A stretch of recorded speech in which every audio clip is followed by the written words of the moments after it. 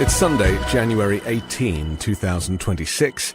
I'm Anthony Davis. Welcome to the Weekend Show, where we make the time to consider the news of the week. You can support my work and independent journalism at patreon.com/5minute news. Our guest today is a political strategist and human rights activist with a background supporting senior diplomatic staff seeking peace in the Middle East. Ashish Prashar, welcome back to the Weekend Show. We have a lot to talk about. Obviously, the world has kind of turned itself upside down, but it didn't do it on its own, did it? The one thing that has changed in the last 12 months is Donald Trump returning to the White House. And despite promising to be the no-war president and a president of peace and seeking a Nobel Peace Prize and claiming to have ended 8 wars, he's actually taken America and the rest of the world to the brink of a third world war. As insane as that sounds, that is the reality that is being faced for European leaders, NATO allies, and now the US and certainly Greenland itself.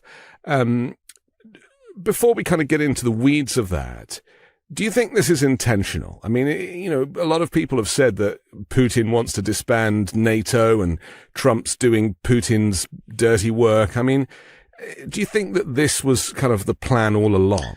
Well, it's interesting. I don't know if it's all Putin. There isn't a strain of this hemisphere conversation that's going on. This is your hemisphere. This is ours. This is China's, whatever it is. Right. And I think in essence, Trump is throwing his authoritarianism. And also, by the way, J.D. Vance and Marco Rubio kind of trailed this when they first took office. Rubio did say we're in a multipolar world. They didn't really tell us what that meant in their eyes, right? He just said we're in a multipolar world where there's multiple powers now. But really what he was saying is like, well, we need to get our backyard in control under us, no matter how that happens, so that in this multipolar world, we are dominant in our own way. Same with J.D. Vance, the way he dismissed NATO, the way he talked down to NATO, almost effectively calling Europe its welfare state of the United States, the way he lambasted them in his first weeks of the vice presidency made you realize that this was always the intent. Now, do I think Donald Trump took the fact that he didn't get a Nobel Peace Prize seriously and took it personally, in the words of Michael Jordan a long time ago? Maybe, but I think this was the intent, right? This was the Western Hemisphere is ours. They didn't joke. They've been talking about Greenland since he was running for office. And I think people, again, I think because of the first term, a lot of promises that he made to his base or made to people in his circle, and we were like, oh, it never happened. I think this time they're just going to go for everything. And the way they shock and awed the beginning of this year, I think they continue down this accelerated path because they don't feel any resistance. And I'm not talking about just Americans here. I'm talking about world leaders, right? The constant shock he's putting people in. They haven't had time to respond. He abducts, he kidnaps the Venezuela leader, whatever you think of him. They still kidnapped another world leader. He's seizing ships that are going to Russia or China, almost nearly having a standoff with the Russian Navy on one of them near Iceland, right? So he's doing this constant shock. By the time the other leaders have even thought about responding to that, he's on to the next one. And they're crisis managing all these other situations, whether it's Iran, whether it's Greenland, which, I think none of us can believe. I think somebody shared recently a clip from Ted Cruz, where in 2016, he jokingly said, look, if we ever elect Donald Trump, he's probably going to wake up one morning and nuke Denmark. Well, that's actually good. The feasibility of him like disbanding NATO and taking Greenland so he can extract resource in his hemisphere for the United States is happening right in front of us. And Europe right now doesn't know what to do with this. They don't know how to respond. They also are thinking about their eastern border, right, with Russia right now. And they're spread thin. I mean, they've not, I will say one thing that Trump was always right. NATO has predominantly been the United States of America. This is not just Donald Trump who said that. George Bush, Barack Obama, Joe Biden, they've all said the majority of the resource, satellites, the infrastructure has always been the United States. Now you pull that, Trump knows willingly that NATO, the rest of NATO is not going to do anything if he suddenly walks up 20,000 troops in Greenland. What are they going to do? They're not going to get in a firefight with them. So he's going to keep taking until anyone takes a stand against him. And the reality is that I don't see where that's coming from, at least in the West, right? Starmer is reeling domestically. He doesn't have any real strength in the UK to push back on him. He's also trying to bridge the gap between him, like trying to keep Trump on side with Ukraine, which that's a long gone issue. You know, even the Times of London reported like. Well, he also needs a trade deal, doesn't he? Because, you know, post-Brexit, there's not much happening. And the EU, there. Unfortunately, maybe thinking Trump was gone, has doubled down on its partnership with the United States and turned its back on the East, frankly. You know, like they closed down, you know, relations with China because of what America wanted. And even under Biden, like where they were like, you know, we're going to increase isolation there. And they've limited their ability to get out of this situation in a healthy way. Also, the only leader in the entire EU that's dealt with this well, it's going to surprise everyone. But, you know, this, I'm just going on pure economics right now, is Meloni. She's managed to build a relationship with Xi, Putin, and Trump and maintain independent trade relations with all of them. But the rest of Europe doesn't know how to quite handle this right now. And we don't have, on the military side, we don't have the ability to like take on Russia as the EU or take on another power because we've been so dependent on the NATO alliance. There's multiple strands here, and multiple things can be true at the same time. And that is that, you know, it seems that Trump, although he's kind of mostly disinterested, and his interest lies in the, you know, the Arc de Triomphe and building the ballroom and the stuff. He's a real estate guy, right? So that's kind of where his interest lies. But he is surrounded by people who do have extremist views about the way the world should operate. And, you know, we have often over the years referenced the 1984 George Orwell book. Well, of course, that references these hemispheres. And this is what appears to be the plan. So, how much of this do you think is people who are kind of puppeteering Donald Trump and really are kind of steering him because he's so easily manipulated, like a child in a way? And you mention Italy and Meloni. She's underestimated by Trump because she's female, I guess. And so he kind of thinks that she's not really going to have the smarts to be able to keep up. But in reality, as you say, she's actually playing him rather well. So is this a case that it's those people behind Trump whispering in his ear, making these suggestions? Stephen Miller is now running foreign policy as well as domestic policy. I mean, these are not mentally healthy people, and they do have extreme far-right nationalist and isolationist views.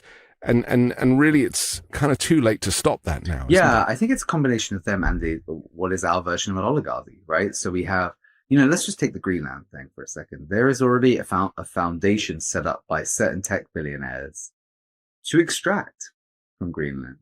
So yes, it's Donald Trump going, oh, I'm going to take a piece of real estate and it's going to secure America's future. In essence, he's talking about his friends, you know, who are going to benefit from that.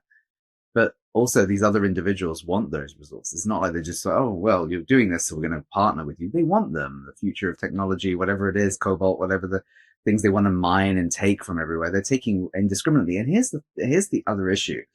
You know, I think going back to your point about puppeteering, I think Trump believes in a lot of this stuff. He believes that America can take what it wants. I think he's also, again, talked about that in his first term when maybe people think he had more sound mind, right? So I don't want to underestimate Trump's intent here, because I do think we sometimes do that too much, that he's not all there and he doesn't know what he's doing. I think that's actually dangerous for us to play that game. I think it's dangerous to underestimate that, right? Can he be talked to by the last person he talks to? Yes, history's already shown us that, right? We're already seeing interventions with potentially a war with Iran that have been made over weeks by, you know, partners who've frankly bribed the president in Qatar and Saudi Arabia and even like Turkey, who basically are saying, hey, you're going to blow up the world at this point. We do not want this. Oil fields are going to be attacked. This is going to set the whole world on fire. And they have been trying to intervene, should I say, in this process. And maybe that's what he needs to hear from other, like, what he perceives strong leaders like Erdogan, MBS.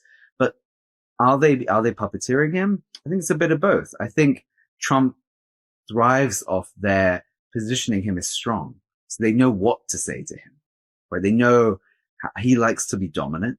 He likes to basically tell the world like it's his world or no world, and they know how to make him feel good about his decisions, for lack of a better term. I can't think of that. And you could say most presidents and politicians have had that, but it's more applicable here, I think, in his case, because it is a lot of ego stroking. Right? The reason he's always liked authoritarian leaders is principally because he likes the way they are perceived to be worshipped.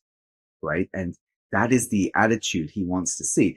I will say the only caveat is he doesn't respect people who beg him. Right? This is a relationship issue that him and Keir Starmer have. He believes that, yes, Britain is a good ally, whatever, but I think he likes Britain because of like the pageantry. He doesn't really like it because of Starmer and co. But he likes leaders who look tough and push back on him a tiny bit. Won't let them over push back, but he likes them because they show that they're also tough and they understand his, like, what he likes, that macho bravado behavior in the world. Now, the people I think closest to him that are really dangerous, obviously Miller comes up, but there is still a bit of like tension there. I do believe there's like the Bannons of this world who are not as expansionist as the Millers of the world. Like I'm not saying they're nice people. I do think some of they're evidently white supremacists and they are, but they do think maybe about like how we are over expanding in this moment, right? The term that across the world that comes up a lot with America is the American Empire. And my God, the American Empire is stretched if it's going to go to 3 wars simultaneously at this point. And there are people in his camp who are like, this is also the end if we do this. Like, we cannot like sustain a multi-front battle, whether it be, trying to seize Greenland, controlling our borders with the military, bombing Iran, and like still like supplying a insane amount of weapons to Israel and maybe whatever left of any Western alliance to NATO. So I really believe there are still people in there, not because they're on our side, Anthony, simply because they don't want America to like collapse over its expansionism. They'd rather it slow down rather than this like shock and awe approach of stretching us to the brink of World War III and make decisions. Now, I say that all going that it looks like it's heading in one direction right now. And the only people that can frankly stop him on this thing, and the reason he sees Venezuela is because the last time there was that 12-day skirmish between Israel and Iran, was one of the biggest decision makers about calling that to an end was the fact that the Straits of Hormuz could be closed, and that meant all the oil would be shut down. The reason it was a strategic play by the administration to take Venezuela was they can still sell oil and still keep the oil market healthy if there is a longer conflict within Iran. And they can basically say, well, if the straits close, we can still get oil to the world and keep that price and the barrel going. However, I don't really think it's about America. We already see this week that he sold Venezuelan oil to the tune of $500 million. And that account, all that money has gone into a private account in Qatar that belongs to certain people in the administration. So it's not about resourcing America for a war. It's making sure that they keep their pockets lined while there is a potential war in the world. And that could be several members of that administration that that you've already mentioned who would share in those profits. Why has there been such little coverage of that? I mean, I'm pleased you bring that up. It was on my list too. This idea that seizing this wealth, whatever the excuse was, although ironically Trump has not been shy about saying that oil is his kind of main reason for going into Venezuela, there was that kind of miscommunication as to whether it was regime change initially and but then, he kidnaps Maduro and then Maduro's deputy gets crowned. So that kind of puts pain to that argument. But you could say, well, that was because Trump was then advised that he'd broken international law and had to kind of allow things to clean themselves up. But yes, you're right. This vast sum of money has ended up in a Qatari bank account. This is theft. This is corruption. This is criminal. And yet it barely makes the headlines in America. Well, I think partly of it is the shock and awe. Like, I think it should be the number one story, but then you're talking we're talking in the coming weeks of multiple conflicts. I don't think the press, they should keep up. I think this should be one of the biggest stories in the United States, that somehow 500 million has gone from Venezuelan oil to a personal bank account in Qatar. I think it should be huge. And I hope it gets the coverage it deserves. But unfortunately, we're in this world where he'll do something else in moments. And we're in this territory of like, what's the biggest scandal? What's the biggest story? I also am fearing that the mainstream media outside of shows like yourself and other people online that are building new platforms are semi-complicit in the idea of like this expansionism of the empire. You know, we're looking at Iraq 2.0 here, right? That there is no way we should be going and invading and bombing Iran at this point, no matter what your belief system is. Like, I think we're tired of this. I think the American public would genuinely support, even the MAGA base to a degree, don't want any more endless wars. But if you look at recent history with Iraq, you see everyone from the Times to the big talk shows, CBS and today, and you know that's even changed recently with the ownership at CBS. 100%, but you're looking at them who've pushed that war narrative, and they're just doing the same thing again, right? So their idea of covering Trump's corruption while they're looking for this big profitable venture in a war that will line the pockets of a lot of American businesses that are close to Donald Trump and close to some of the owners of some of our biggest media publications.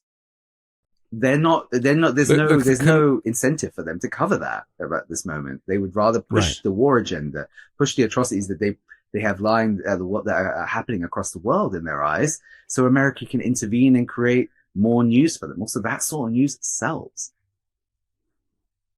I mean, that is a huge problem, isn't it? Because the media used to form part of the democracy. It held leaders to account, it asked tough questions, and it was able to provide kind of thoughtful analysis. And that now has all but gone. And most of the channel, the CBS you describe, the ownership of these corporate media giants now has shifted. And so many of them are state regime media, effectively. And that is frustrating, not to mention the AI channels as well that are just creating fake stories. I mean, I saw one the other day with a fake newscaster who was sitting in a news studio, who was speaking complete propaganda. And you know, I and along with another bunch kind of reported it, and it got taken down, but it existed for 10 days and got millions of views in that time. I mean, that is what we are up against, both in independent media and also in mainstream media. Let's just go back to Iran for a moment, because the Middle East arguably has narrowly avoided a new crisis after Trump kind of stepped back from initially threatening military action. I mean, you remember he was encouraging the Iranians to protest the regime, whilst at the same time arresting people and executing people for protesting in the United States, ironically. But, you know, the Gulf states and even Tehran were trying to placate Trump. And Trump claims that the protest killings had stopped, and evidence suggested that Iran's regime had carried out this brutal crackdown, thousands killed or arrested. And you know, Trump then took the credit for that, even though it was indirect. Do you think that ultimately Trump is kind of keen for nations that are filled with what he describes as people of color or shithole countries, or however he sees these, to kind of fight amongst themselves and effectively cull their own populations? Because a lot of this goes back to the white supremacy. I mean, he just bombed the crap out of Nigeria, and so much of the rhetoric, it seems, always comes back to racism and white supremacy, in addition to American supremacy. Well, so this is interesting. I always said with Trump, and having spoken to so many of my former colleagues when he was president the first time, right, when there was, you know, I think Theresa May was prime minister, and, you know, Sarkozy and other people, like, speaking to them post his first term, the problem is, for Europe specifically, is they don't necessarily disagree with all foreign policy, even under Trump. They disagree with the way he communicates it, and frankly, the veil of our foreign policy being dropped of it, right? We all know WMDs under Iraq was absolute BS. Like, you know, many people should be incarcerated for the sins of what we did in Iraq. You know, from Abu Ghraib to presidents and prime ministers who lied about it openly, knowing that intelligence was a lie. We really went there to take the resources. It's not even a debatable issue anymore, right? And I think the problem with a lot of people is like, cool, they've known that for a while. The thing is, Trump, like you said, you mentioned this specifically, he's not hiding that. And the thing is, Europe's benefited from some of those decisions in the past. They get cheaper oil, they get cheaper gas, they get this. So they're in this conflicted space right now, specifically Europe, where they're like, well, this has benefited us, leaders. I'm not talking about people, leaders. This has benefited us foreign policy wise. But the way he's communicating, puts us in this weird position. This has been the game. This has been the play for European empires, the American empires. We deliberately take a land and divide it by putting people against each other. Historically, you can go back to the Aztecs. When we created one of the Spanish generals created an army that had some, conflict with one of the people in the Aztec Empire and created conflict, which dissolved the whole empire. The British did it in India. They carved a line down the middle of it and basically, or the end of it, and basically said, that scar is going to be permanent. Every time there's a saying in Europe, every time you see a straight line on a map in Africa, that was the border that the French and the British decided would be a border, and not caring for the tribal communities there. We've just done it in Syria. We've basically helped topple a regime and replaced it with a very, I think, extremist regime right now, with al-Shara, who, by the way, was an ISIS butcher at one point. Let's not pretend that's recent history. This isn't like, he did this crime 20 years ago. We should maybe. And Trump welcomed him into the White House and treated him like a VIP. He's benefited from the fact that he is an extremist, and he is like going after smaller communities in Syria. So they're constantly conflicts. The country can't grow, thrive at that amount. And what he's trying to do with Iran is basically, there is obviously not, it's not it's not all Shia, it's not all Muslim. He's trying to cause division in certain populations where if it did collapse, they would permanently be at internal strife. And the people who benefit from that internal strife obviously are people who want to see that power vacuum in the Middle East. Businesses that think they can make a deal with one or two people in that country and extract oil. And that's just always been the game plan. This isn't a Trump game plan. This has been an imperial game plan that I think he's just more open about, that we use. Now, in terms with the Nigeria bombing, everyone laughed that he missed the target. He didn't miss the target. This is a great lesson I learned from some colleagues in the Foreign Office. He was also sending a message to this recent Shale revolution that's been taking place in Burkina Faso, Mali, and Niger. He bombed near the border of Burkina Faso to point out that you're next if you don't comply.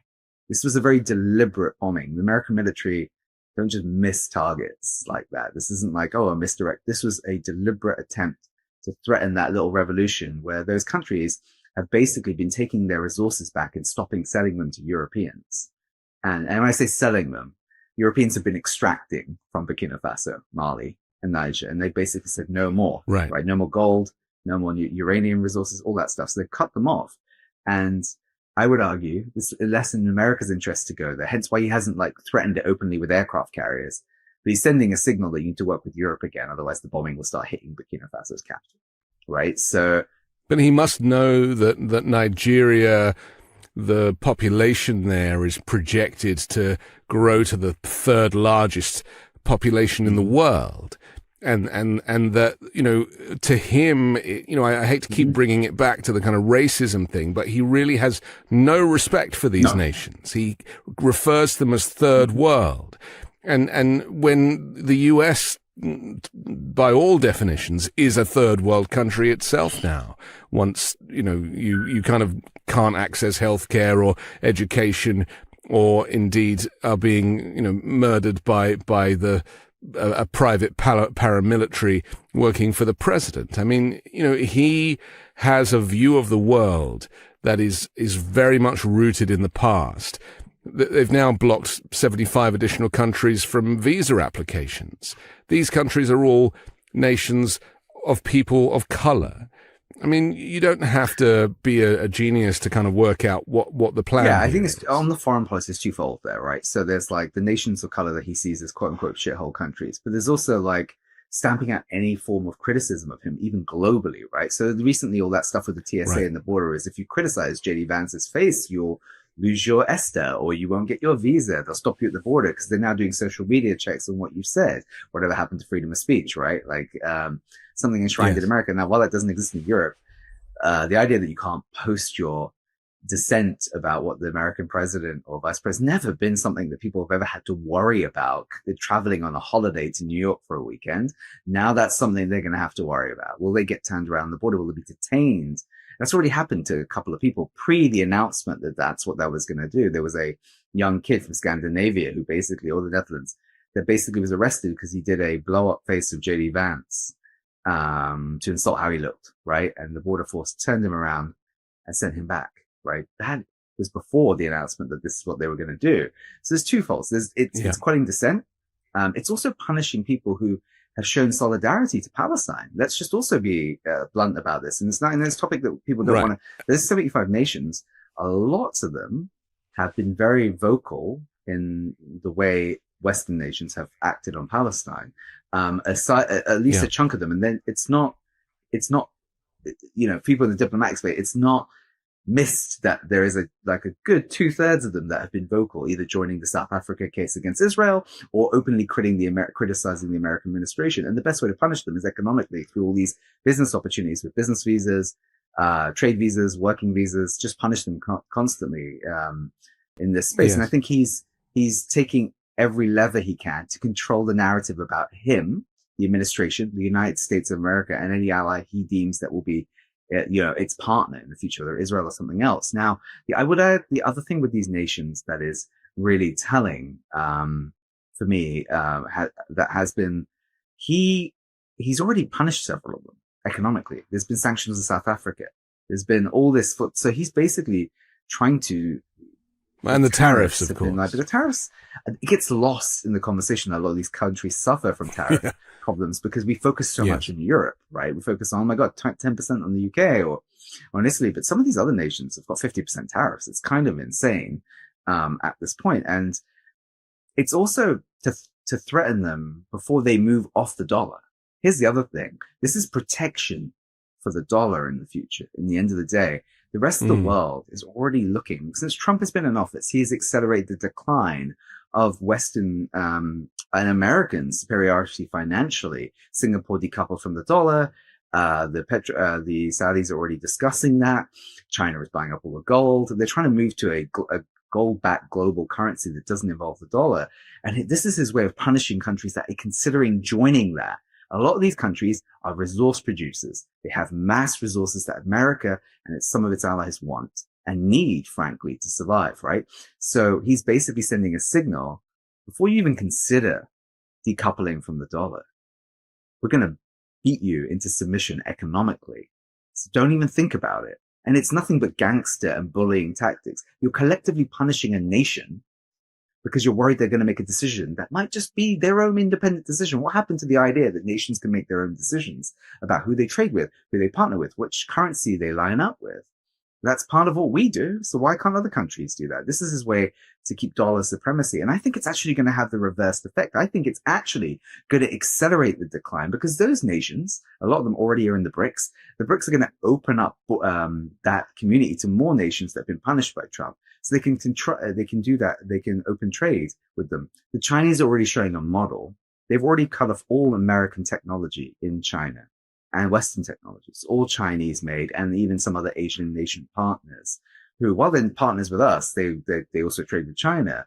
And China's showing there's a model potentially where we don't need to rely on the United States. And what better time for China to say, join that when we have an anarchist in the White House who basically is willing to burn you down. Mark Carney has just met with Xi Jinping this week, trying to, again, as you described, sidestep the United States and do business because, China is a very different beast to the one that Trump portrays. It's not communist, as its title would suggest. And Trump kind of falls for that, and his base falls for that. And so, China is much more about maintaining some kind of solidity for their economy and for their people. And so they're probably less likely to want to go to war with Taiwan unless Trump gives them that opportunity. I do feel that the propaganda that is presented by Trump and the associated media has really confused the American electorate, but also American thought leaders and lawmakers, because the world is actually very different to the way that it is viewed through that American lens. Let me ask you, what do you think? I mean, part of the propaganda is that America is respected again. Trump said this just a few days ago. America is now respected again. What is the reality of world leaders' view of the United States? And you know, we know about them investing in their military so that they can operate without the support of the US. I mean, it's going to take a while to build that up, but not just militarily, but in terms of trade and just diplomatic strategy. What does the world think of America right now? That's a very long answer. I think I think there's layers to it. A lot of people who are looking for America not to be the superpower, the sole superpower, are glad that Donald Trump is doing what he's doing. There are countries who've been like saying, I've told you so for a long time, that America says it's exporting democracy and actually it's just resource thief everywhere in the world. They're like, look, he's telling you what they are. And there are a lot of people hanging their heads going, I don't know what to do. And that is because of decisions they've made in the run up to this. You know, like I said to you at the beginning of this, they doubled down on partnering with America under Biden, cutting off China in the East, and basically now they're screwed. Like they're literally screwed on decisions.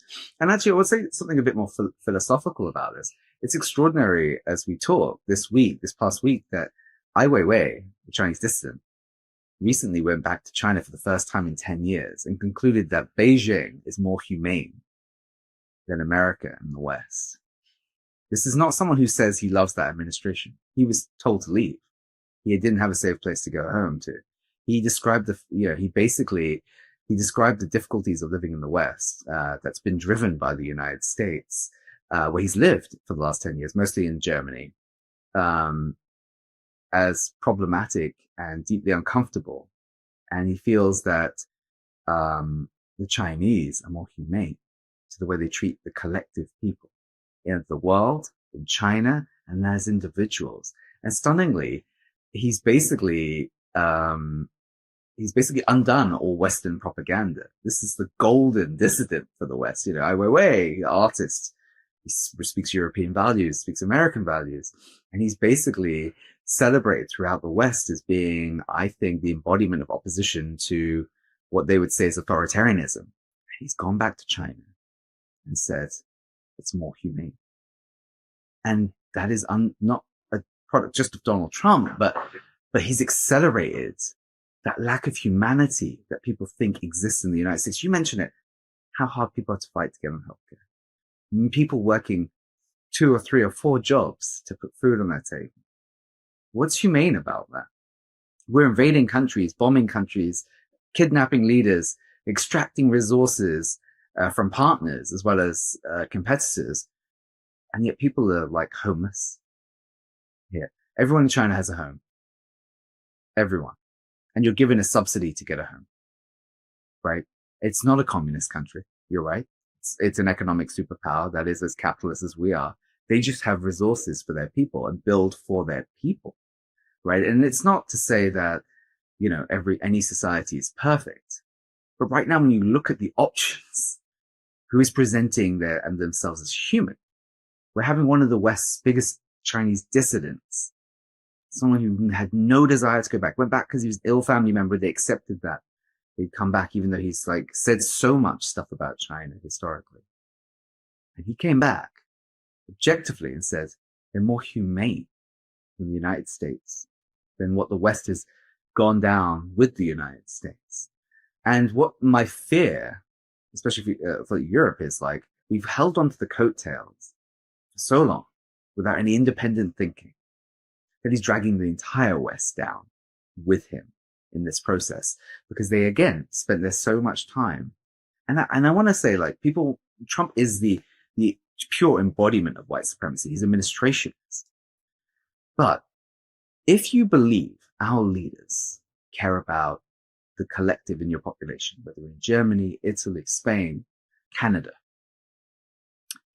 you just hedge your bets. You don't throw everything in with one nation. to drive you forward. It's almost lazy, frankly. You should ask more of your politicians. I've always said, like, a lot of nations in the world, the reason they trade with everybody is because, because they know that one day things shift, right? Think of Brazil. It's a massive trading partner of the United States, but it's also a massive trading partner of China's, right?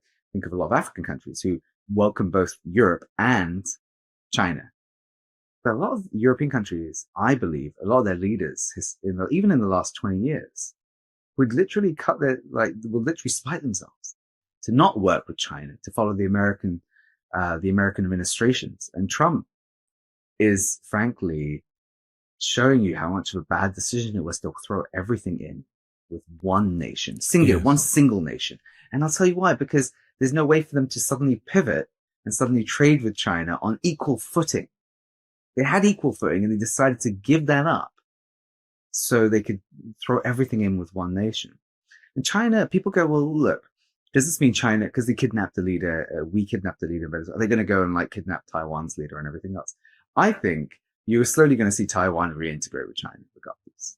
I don't even think this is a far off thought. I don't even think it's going to be a massive invasion. I think they're going to want to integrate. The United States is already moving its factories. It might not have any choice. They're moving all their necessary factories in Taiwan already off back to the United States. Trump's ordered that. So he's abandoned Taiwan. They will not have a choice. They will move back in. And by the way, if they live in a more humane society in the end, why not? Right? What is the United States offering them? No real support. Look what they're doing with NATO. So you can't guarantee that they're going to come running if China wanted to take it forcefully. I don't think they ever would take it forcefully, frankly. But if they wanted to, it's not the US is not coming to get you.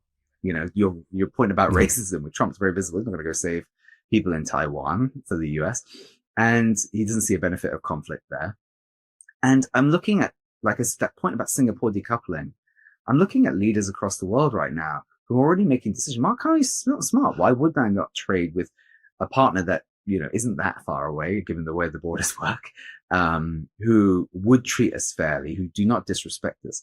I think the problem with continental Europe is the inbuilt racism in leadership, not in the people, but in leadership. The idea that the imperial powers, the reason I think sometimes they've hedged all their bets on the United States is because the idea of a nation that was maybe once colonized or carved up by European powers, whether France, England, is now the sole superpower or the leading superpower. That doesn't look like them. I think a little bit of their inbuilt prejudice is coming out. And that's why historically it acts they as they don't want China to be the leader of the world. Right. It's a convenient cover in a way. We have to take a quick break, but I want to come back and finally just look at Trump's other threats. Colombia has been mentioned and elsewhere, but mainly Greenland. And I want to talk about the future for Greenlanders and also NATO. We'll do that next here on The Weekend Show. Channel that fresh start energy of the new year and finally launch your business with Shopify. 2026 is the year to rewrite your story, own your future, and make your entrepreneurial dreams come true. Start your business with Shopify in 2026 and become who you're meant to be. 2026 is the year you launch your business, the year you transform into an entrepreneur, founder, boss. One powerful move puts your future firmly in your hands, starting a business with Shopify. Maybe you've got an idea you can't shake, a craft that everyone tells you to sell, a store you've already designed in your head. Well, with Shopify, 2026 is when you finally make it happen. Shopify gives you everything you need to sell online and in person. Millions of entrepreneurs have already made this leap, from household names to first-time business owners just getting started. Shopify gives you all the tools to easily build your dream store. Choose from hundreds of beautiful templates that you can customize to match your brand. Setup is fast with Shopify's built-in AI tools that write product descriptions and headlines and help you edit product photos. Marketing is built in too. Create email and social campaigns that reach customers wherever they scroll. As you grow, Shopify grows with you. Handle more orders, expand to new markets, and do it all from the same dashboard. In 2026, stop waiting and start selling with Shopify. Sign up for your $1 per month trial and start selling today at shopify.com/weekend. Go to shopify.com/weekend. That's shopify.com/weekend. Hear your first this new year with Shopify by your side. We're back on the weekend show with Ashish Prashar. I'm Anthony Davis.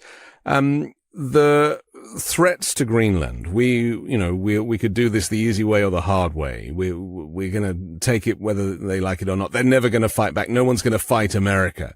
Some of the phrases that we've heard from the senior executives, including the president himself, regarding Greenland. We've heard also significant pushback from the leaders of Greenland.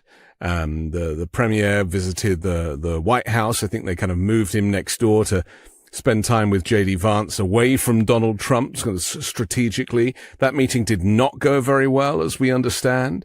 And there seems to be a kind of failure to understand the history that Greenland strategically was a place that had tens of thousands of troops after the Second World War in military bases, U.S. military bases. That number has been drawn down over decades. There's now around 150 U.S. troops there, and they kind of are protecting the United States. They're kind of protecting from missiles coming in from the north and the east. Trump could just return the military to these bases. They're still there. The runways are still there. The infrastructure is still there. And in fact, Greenland has said, if you want to come back and operate your military to do what you claim is necessary, because the threat of China and Russia, that has been called into question also, then why not just come and kind of retake those positions? So there's a lot of contradiction about the incentive behind Greenland. The Greenlanders have said, we do not want to be American, certainly not now. And so this, again, a little bit like Venezuela, none of it seems to make sense. The downside for the rest of the world, though, is that if the US takes Greenland by force, that effectively is the end of NATO. And NATO is the alliance that keeps the world safe post the Second World War and is there for a reason. And as we alluded to earlier, maybe the plan all along was to deconstruct NATO. And this is a very convenient way to go about it without saying, okay, we're just pulling the US out of NATO. Right. So on the specific Greenland question, so yes, he could just re-up the military and job done, right? He's got a big population there of soldiers that, Greenland doesn't have a huge population. So they would equate a third of the people there, right? So he could do that. I think he has seen how, look, there's a theory that's I've used with Ukraine and how it's being handled right now, right? The West Bankification of Eastern Ukraine, right? As a lot of people who don't know, even October 7th, the West Bank has been occupied by Israel. Palestine, but it's been occupied by Israel. So effectively, it's governed economically, politically, and militarily by Israel. That is basically what Steve Witkoff has designed for Eastern Ukraine. It will be Ukraine. So Ukraine can say it's not lost any territory, because in the Ukrainian constitution, they can't give up any of their territory. No president will ever have the authority to give up its territory, territorial integrity. However, the way around it is it's Ukraine, but it's occupied, right? So it will be run by Russia militarily, governed, and the resources will belong to whoever is governing it and running it. And that's kind of what he wants to do with Greenland. It's basically saying that the reason he wants to take it, he doesn't want to just put military there. He wants to own the resources and effectively carve out that, especially that Western bloc where we've identified a lot of rare natural mineral resources, which is closer to, Canada and the United States in the Greenland shape. He wants to extract all those resources without any compensation for the people of Greenland, or without any consideration for what it'll do to the environment or the North Pole or any of that, where they really value the land they live on. Right. So the reason he wants to take it in a way, and whether that looks like by force or just putting troops there and saying the Greenlanders don't have access to this part of Greenland, The reason he wants to expand his ownership of it is he wants to control the mining that will potentially take place, so we can extract from it and not compensate people, which is very Trumpian policy, because he's always done that with his hotels, right? We don't compensate people. They build the hotel for me, but I'll never compensate them. And that is the way that the reason it's so important to him is the way he's framing it. It belongs to us. The resources belong to us. He's been very deliberate in his language. Yeah. But that again goes back to carving up the world, doesn't it? Into three, China, Russia, and the US. But, you know, we mentioned Venezuelan oil earlier. With the increasing amount of oil that Trump claims that his people, I mean, he had that weird meeting with the energy companies in the White House, and you know, some of them said it's actually not possible to kind of go back into Venezuela because we'd already come out of there. But if he was to increase drilling in Venezuela, supposedly to kind of bring it back to what it should be, and if he was to take Greenland and increase drilling, and as you know, the rules have changed. I mean, he's opened all this public land in the US now to drilling too. No one talks about climate change in the US now. I mean, it's a completely taboo subject. But nobody, therefore, is also talking about how all of these policies and all of the taking over of these territories and all of this increased mining and drilling is going to have a far greater effect on global climate change and is only going to exacerbate and speed up this global warming that is ultimately going to increase migration and is going to make certain places uninhabitable, not least these extreme weather events that we're seeing more and more of all the time. I mean, the knock-on effect is huge, and yet it's almost like people can't go there intellectually because it's hard enough just coming to terms with what's happening today, let alone what's going to be happening tomorrow. Right. I mean, yes, they can't go there. I mean, but they need to, because there is a different version of this world, right? There is something that exists in China where we just saw a project in the last year where they've reversed desertification of a region. They built effectively a forest and have slowly pushed the desert back. They've invested massively in solar power, and some cities run off solar power. There is a different version of this world that exists on our planet. It's not to say, again, no country is perfect, but they're trying to, having suffered their own mass pollution in our lifetime, in your and my lifetime, not like in the 1800s or 1900s, the Industrial Revolution. They've seen the effects it has on their population's health and have decided to act on that. And that also benefits that they have a government that is in power for 10 years at a time, right? They can make long-term decisions to change how they operate. But this is sadly how we've behaved, sadly, all over the world, whether it be England, France, when they took resources from India or Africa. But the American version of this is just more aggressive and brutal. We have the technology to extract faster, to destroy quicker, terraform regions to take what we want. And the frightening part about it is, like you said, no one wants to bring up that conversation of the permanent damage, the permanent scarring that it's doing to our planet, to our collective future, because all he wants to do is line the pockets of himself and his buddies. You know, again, the new mining is all the stuff we need for electricity, the AI and everything else. And this is stuff that we haven't even figured out healthy ways to mine them. Right now, we take them from the Congo, where people are enslaved to make your iPhone. The people are literally enslaved to do that, and there's no healthy way to do it. So what are we going to do to the land in Greenland? Are we going to decimate it to take cobalt? Are we going to decimate parts of South America? Because Venezuela is not just oil rich. It is resource rich. One of the most fertile lands for all the resources that you mentioned. In the world, And in the world. And they want to carve it up and take it to pieces.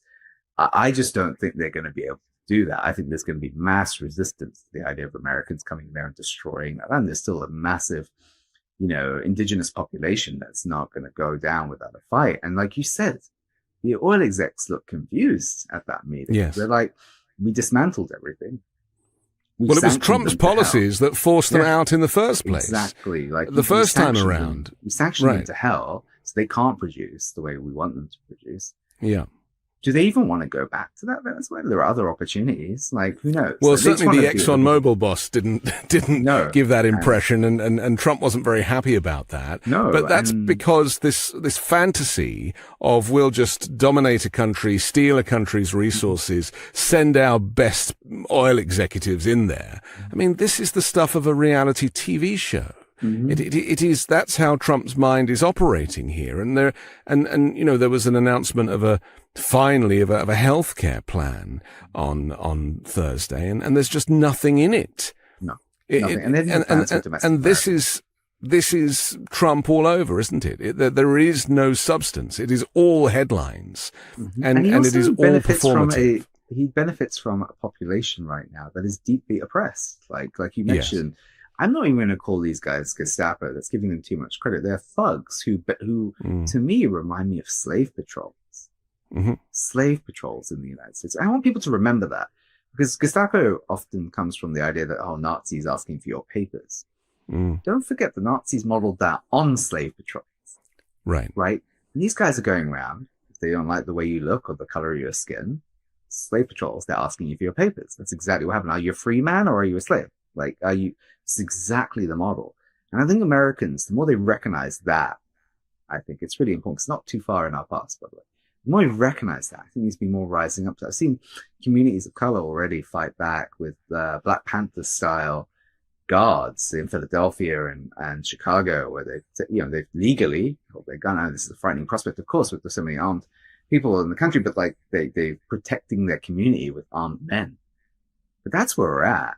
And the problem is, while that battle is happening internally, the man is just out there taking people's resources, stealing, and you're not thinking about what he should be doing for the United States of America, because he's put the citizens of America at a war with his version of slave patrols, like Gestapo, his private paramilitary that is funded, sadly, by everyone in Congress at this point. Like, they're all complicit in the funding of this. They knew what he wanted to use ICE for, and nobody really pushed back.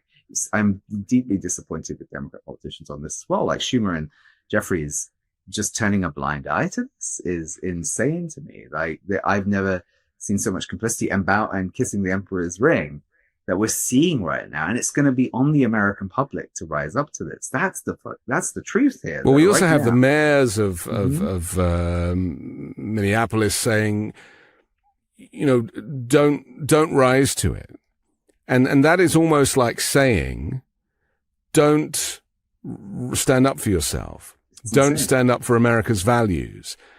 Don't cause trouble. But it seems, the John Lewis Good Trouble quote is what is going to be needed here, because if Congress is failing and if the international community's hands are tied, it really is down to the people to change things. And watching Renee Good being shot in the face, watching that video, I don't often get surprised by what I see in the United States with school shootings. We've experienced all that, but sure, it reminds me of George Floyd again.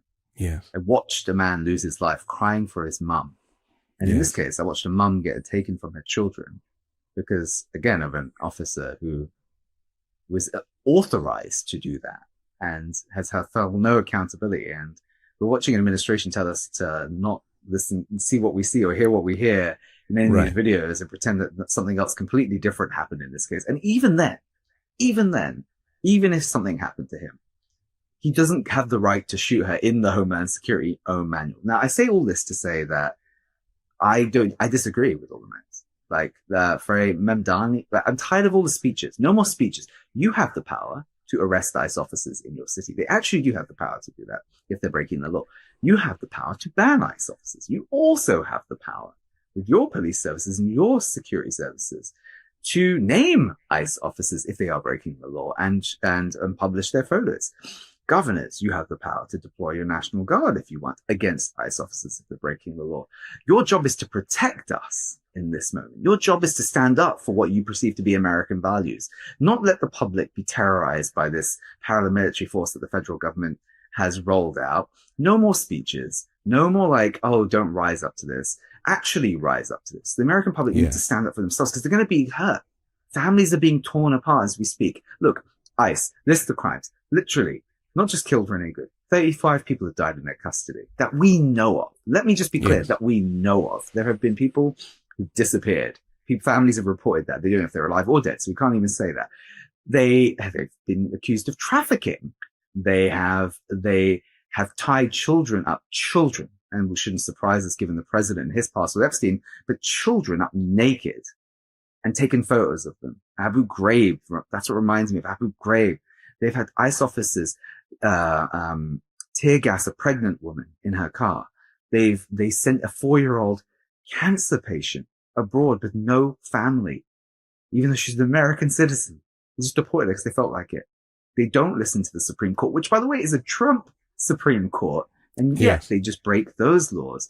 They are off the chain, and they've been told they can do whatever they want as long as the president says they can do whatever they want. Right. And our job of our governors and mayors is to protect us. And in the absence of that, we actually have the constitutional rights to protect us. There is a reason the Black Panthers existed in the 60s legally under the Constitution to protect the Black community. But also, if you remember the great Fred Hampton, he united Latino, Black, and poor white working class communities together in Chicago to fight back against authorities. Not fight, educate, economically take care of each other, and have an armed presence so the police couldn't just break into your community and kill anyone they felt like killing. That was the Rainbow Coalition.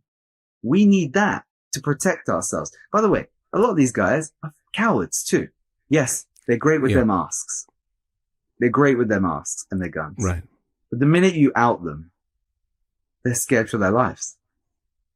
And well, a lot of them have been chased out of towns and cities by communities. And I suppose maybe the local leaders fear a civil war.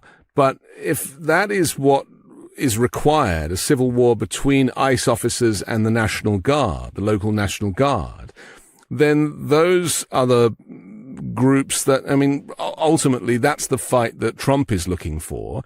I mean, there was talk this week, I think Kristi Noem announced that she'd spoken to Donald Trump about the Insurrection Act and you know, bringing about the martial law. You know, with midterms now 10 months away, the timing of this is not really a surprise, especially when you look at the timing of the construction of his ballroom / bunker, and what he said about wanting to hold the inauguration in this ballroom. It suggests to me that they have a plan to stay in power, to use this paramilitary force to support that plan, and that any dissent will be criminalized. Yeah, I mean, look, he tried a coup with regular people, a lot of police officers. Maybe he needed to up it a bit. Now he's got a fully funded, government-backed paramilitary force that might try the second coup. You know, right. And with billions of dollars behind it now. I mean, they've also bought their first rockets. Like, why do a domestic immigration agency need rockets? Like, let's just be really honest. This is public record. Why have they ordered those from? And the use of chemical weapons as well. 100%. I mean, this is well in the plans to crush dissent, to crush the American public. But here's the thing. I think our elected officials should not be relied on for any of this, whether it be AOC or Mamdani or great. I love what you want to do with free buses and everything else, but I think the American people need to decide their own future here a little bit. And I'm not saying, hey, we should all pick up guns and fight back, but we can protect our communities. We've done this. Black liberation fighters have done this in this country before, have fought back to protect their community and protect others.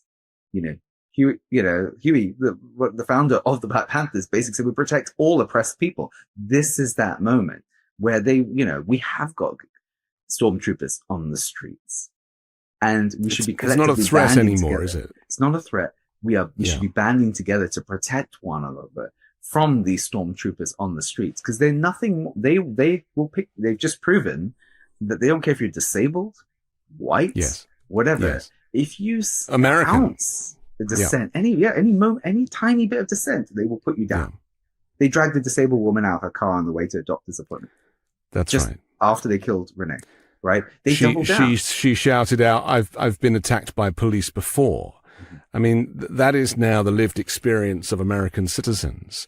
And, 1,350 civilians were murdered by police last year. And it doesn't happen in any other country in the world. This kind of militarized version of policing.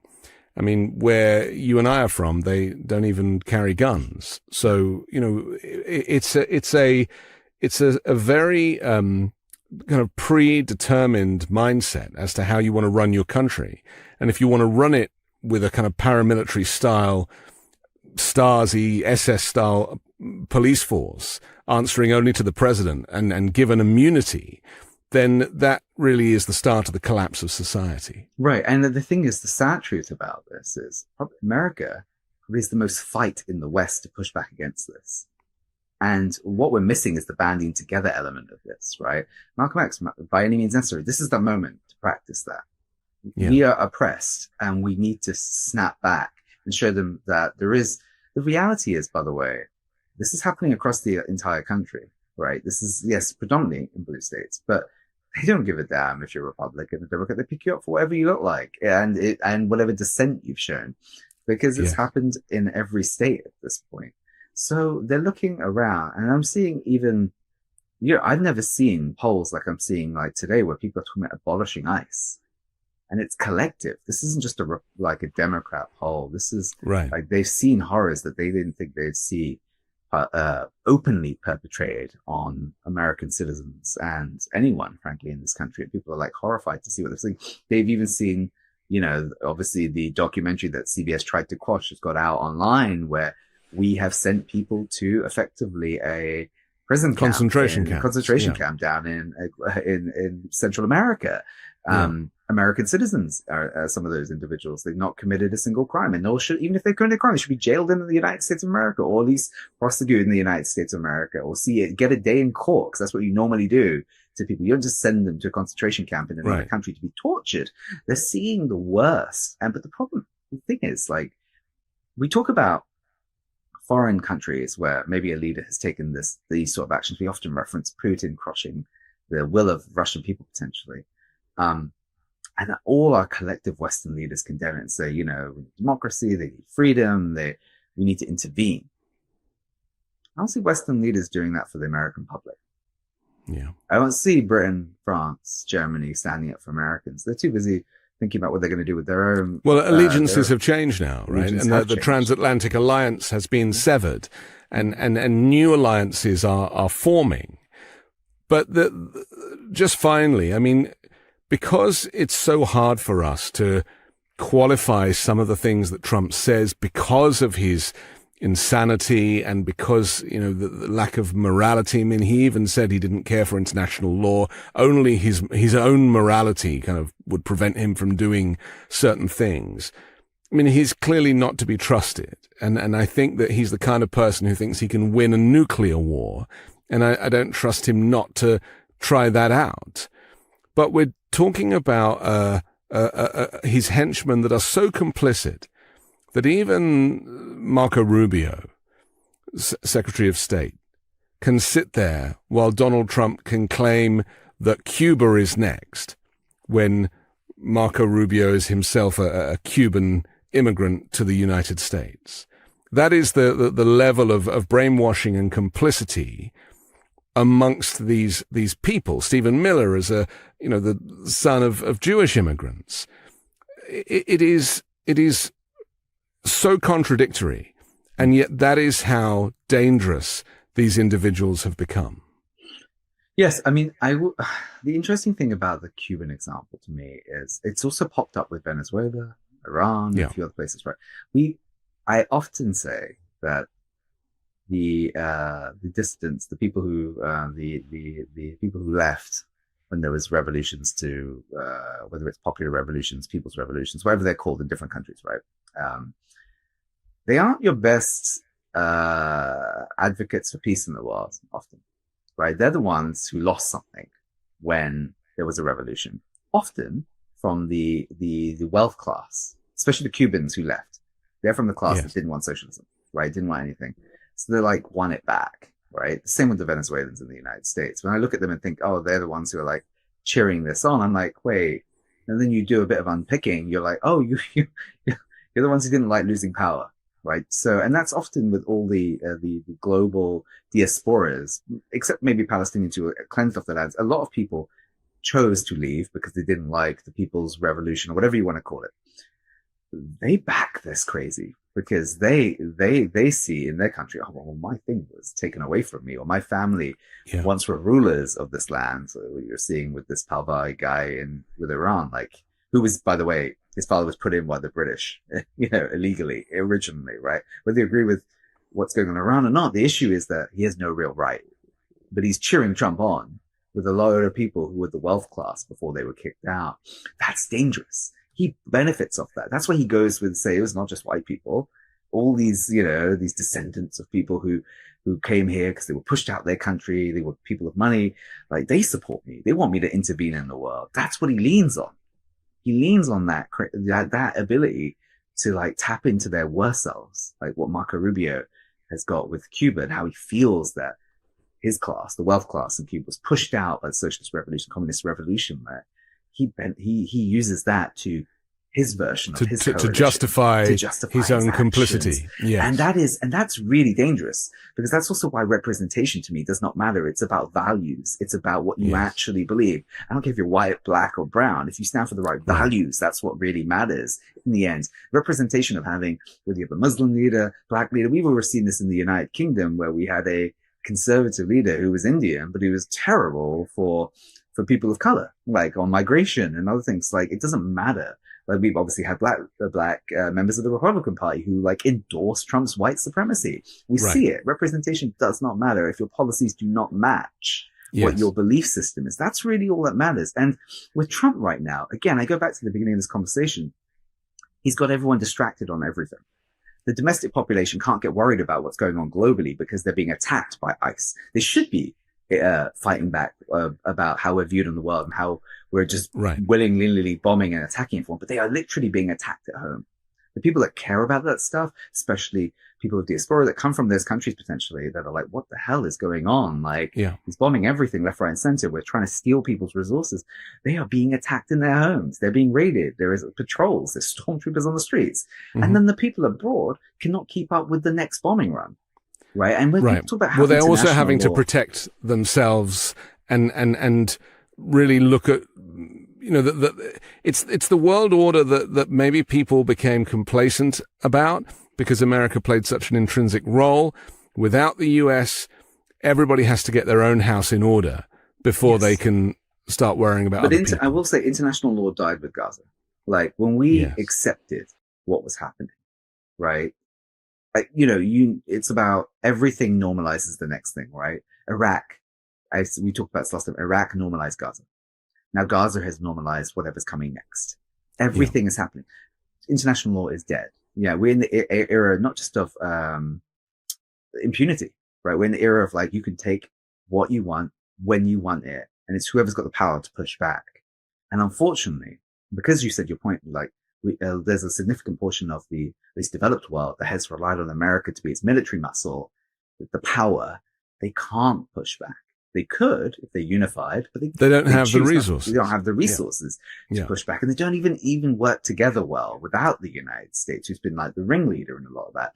NATO to me is dead, and maybe that's a good thing. Maybe it's a good thing because everybody needs to think of that, what a real multipolar, what a real world where we actually treat each other better, we don't see other countries as resources, might look like.